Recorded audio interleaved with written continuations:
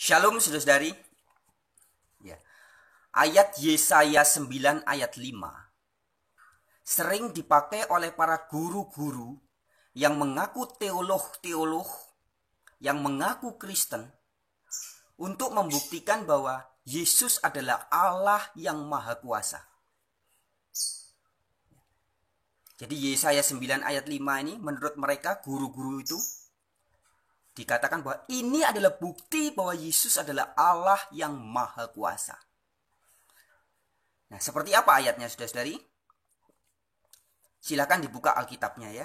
Tapi sebelumnya saya tegaskan, saudara-saudari sambil buka Alkitabnya, Yesaya 9 ayat 5, sambil saya tegaskan bahwa semua orang yang mengaku guru-guru Alkitab, teolog-teolog mengaku paham kitab suci, tetapi kemudian mengajarkan kepada banyak orang bahwa Yesaya 9 ayat 5 adalah bukti bahwa Yesus adalah Allah yang Maha Kuasa. Mereka semua tidak lebih dan tidak bukan adalah para guru-guru palsu. Jadi ajaran yang mengatakan bahwa Yesaya 9 ayat 5 adalah bukti Yesus adalah Allah yang Maha Kuasa, itu adalah ajaran palsu. Sekarang mari kita buktikan. Sudah dibuka ya? Yesaya 9 ayat 5. Dalam terjemahan Lembaga Alkitab Indonesia tertulis demikian.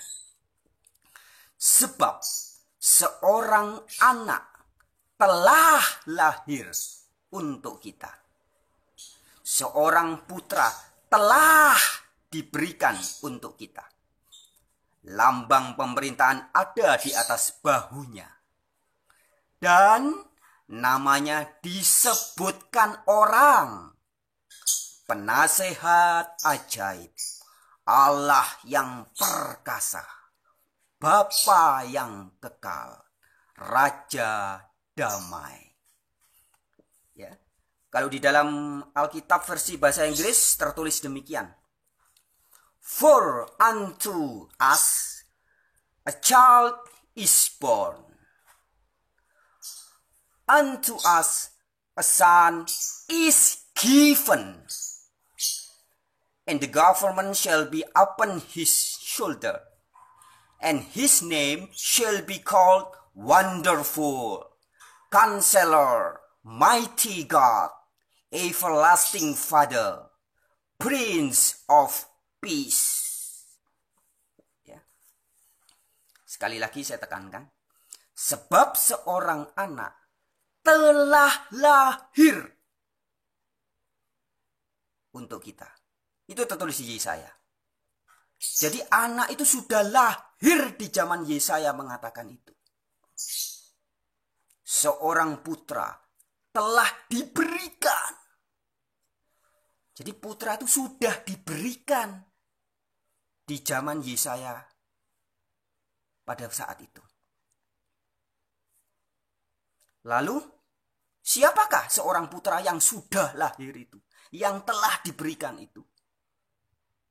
Yang namanya oleh banyak orang, ya dikatakan di situ, namanya disebutkan orang. Penasehat ajaib. Kalau bahasa Inggrisnya, counselor. Terus apa lagi? Allah yang perkasa, Elohim yang perkasa. Bapa kekekalan. Prince of Peace, Raja Damai atau Pangeran Perdamaian. Siapa itu? Banyak orang yang mengaku guru-guru, teolog-teolog yang mengaku dirinya Kristen, mengajarkan bahwa ayat ini adalah menunjuk kepada Yesus Kristus. Dan itu hanya hoax, saudara-saudariku. Semua ajaran yang mengatakan bahwa ayat Yesaya ini menunjuk kepada Yesus Kristus, itu hanya ajaran hoax. Kalau bahasa zaman now-nya. Kalau bahasa lebih tegasnya, sahibul ngibul hikayat. Penipuan, dusta itu. Sebab sesungguhnya Yesaya 9 ayat 5 bukan bicara tentang Yesus Kristus. Sekali lagi saya tegaskan, Yesaya 9 ayat 5 bukan bicara tentang Yesus Kristus. Mengapa? Sebab di ayat itu dikatakan bahwa seorang anak sudah lahir. For unto us a child is born, unto us a son is given. Sudah diberikan, sudah lahir. Jadi di zaman Yesaya itu, anak itu sudah ada. Dan itu jauh sekali sebelum kelahiran Yesus Kristus. Siapakah anak itu? Mari kita bahas. Tapi sebelumnya, sebelum kita bahas siapa anak itu, di dalam perjanjian lama, saudara-saudariku, orang yang memakai atau bisa disebut nama sebagai Allah yang perkasa, itu bukan berarti dia adalah betul-betulan Allah yang perkasa itu sendiri. Ketika disebutkan orang sebagai Allah yang kuat, bukan berarti orang itu adalah betul-betul Allah itu sendiri. Sama seperti nama Yesaya yang menulis ayat itu. Yesaya itu artinya adalah Yahweh keselamatan. Yah itu Yahweh. Esa keselamatan. Yesaya Yahweh keselamatan. Bukan berarti Yesaya itu adalah Yahweh itu sendiri. Bukan. Demikian juga ada nama-nama seperti Sefanya, Sefanyah. Itu artinya adalah Yahweh tersembunyi atau selubung Yahweh. Bukan berarti si Nabi Sefanya itu adalah Yahweh itu sendiri. Bukan. Ada juga nama Obadya, Obadyah. Artinya adalah Ob itu artinya abdi. Yah itu Yahweh. Abdi Allah atau abdinya Yahweh. Jadi nama Obaya, Sefanya, Yesaya itu mengandung nama Yahweh semua. Dan bukan berarti mereka Yahweh. Kemudian ada juga nama-nama seperti Ismail kalau di bahasa Arab, kalau bahasa Ibrani Ismael. El itu dari kata Elohim, yang artinya Isma, mendengar. El, Allah. Allah mendengar. Ismail itu artinya Allah mendengar. Bukan berarti Ismail itu anaknya Abraham yang pertama itu adalah Allah itu sendiri. Bukan. Kemudian ada juga Yehezkiel. Yehezkiel yang artinya adalah Yeski, Allah menguatkan, El menguatkan. Bukan berarti Yehezkiel, Nabi Yehezkiel itu adalah Elohim itu sendiri, meskipun dia memakai nama Elohim. Ada juga Daniel. Nah, hari ini juga banyak orang namanya Daniel. Apa arti Daniel? Daniel itu hakim atau pengadil ya. Hakim. Jadi Daniel itu artinya Allah yang maha adil atau Allah hakimku. Bukan berarti si Daniel itu adalah Allah itu sendiri. Ada juga Abisai. Ya, di perjanjian lama ada nama Abisai.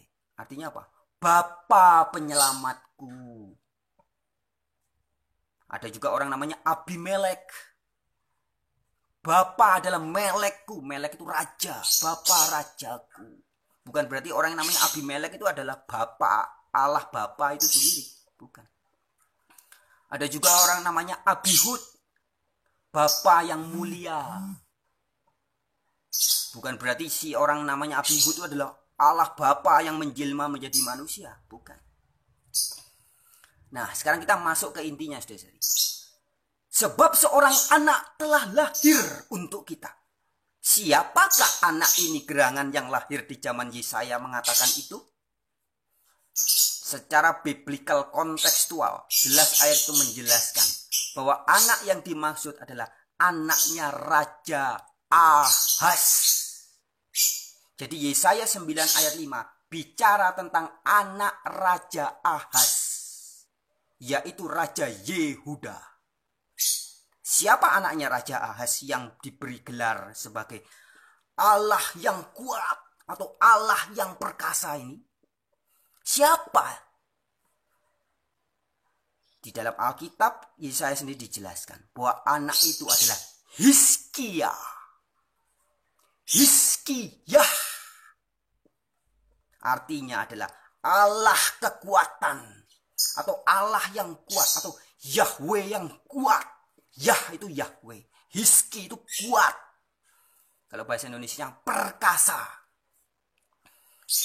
Maka anaknya Raja Ahaz yang diberi nama Hizkiah, itulah yang dimaksud di dalam Yesaya 9 ayat 5. Namanya disebutkan orang. Jadi Hizkia ini adalah Raja Yehuda. Raja Yehuda ke-14.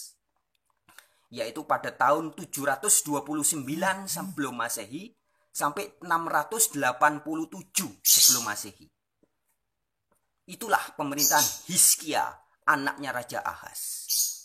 Hizkiah artinya adalah Yah yang kuat atau Yahweh yang perkasa. Maka di dalam Yesaya 9 ayat 5 versi Lembaga Alkitab Indonesia dikatakan Allah yang perkasa. Ya, namanya disebutkan orang.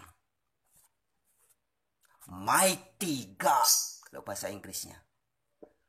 His name shall be called Mighty God. Itulah Hizkiah. Jelas saudara-saudariku? Jadi yang disebut sebagai Bapa kekekalan, Prince of Peace, Raja Damai, atau Pangeran Pendamai,